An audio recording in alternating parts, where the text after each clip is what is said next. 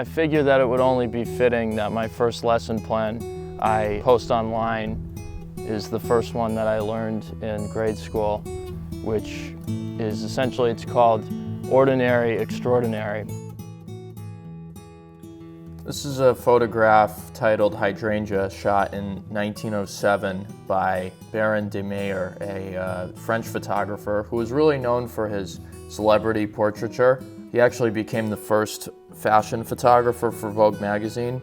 This is actually more or less a series of still lifes he's done. This one's called The Shadows on the Wall, Chrysanthemums. Here's another one called Glass and Shadows. This was in 1912. I really like using these photos as an example for what this exercise is all about, which is finding beauty in the mundane. If you need any additional inspiration, this is one of the first darkroom prints I did back in college. It's just of a soda can. So all you'll need is just a camera. It doesn't have to be a really expensive one. It could just be an iPhone and yourself. The beauty in this exercise is it's essentially a thought exercise. You don't really need any technical experience in order to do it. So I'm at a local park and I'm going to try and find some very basic, mundane things like grass and trees. I would suggest to anybody find a leaf or a branch or some fruit, something in your basement, something that you would just walk past any other day, and try and get a really cool picture of it. This is just grass. It's, you know, nothing that special. It's tall grass.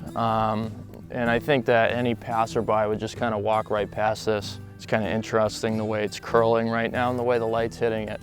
But if I were to just take a straight-on picture of it, it would just look like this, which isn't really that interesting. The real secret ingredient to this exercise is taking that phone and then maybe putting it down on the ground, or taking it and, you know, going from up above. Change the way you see the world by composing your image differently.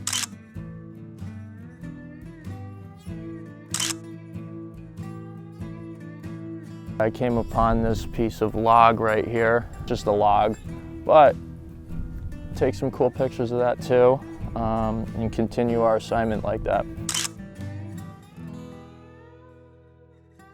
This is my absolute favorite lesson to teach beginner photographers because there's not too much technical jargon or anything forced upon them. It's just you, yourself, and your own camera, and that's pretty much it.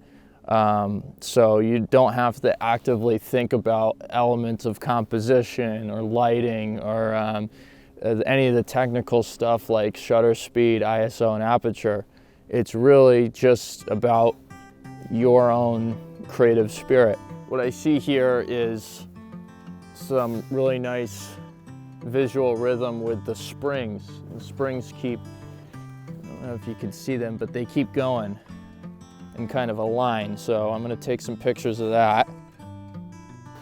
Don't be afraid to, you know, look kind of stupid when taking pictures, you know. Try your hardest to use manual focus as well. Don't let the camera focus for you if you're trying to become a better photographer.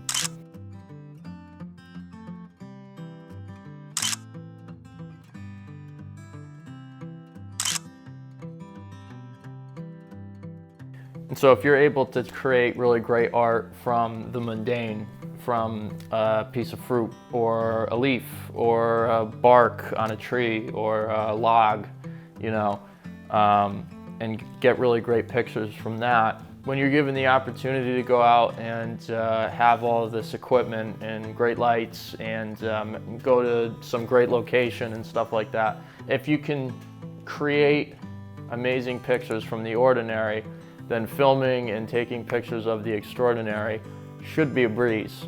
And I look forward to seeing some of your work too. Let me know, hit me up on Instagram. I'll leave it in the comments below. And as always, thanks for watching.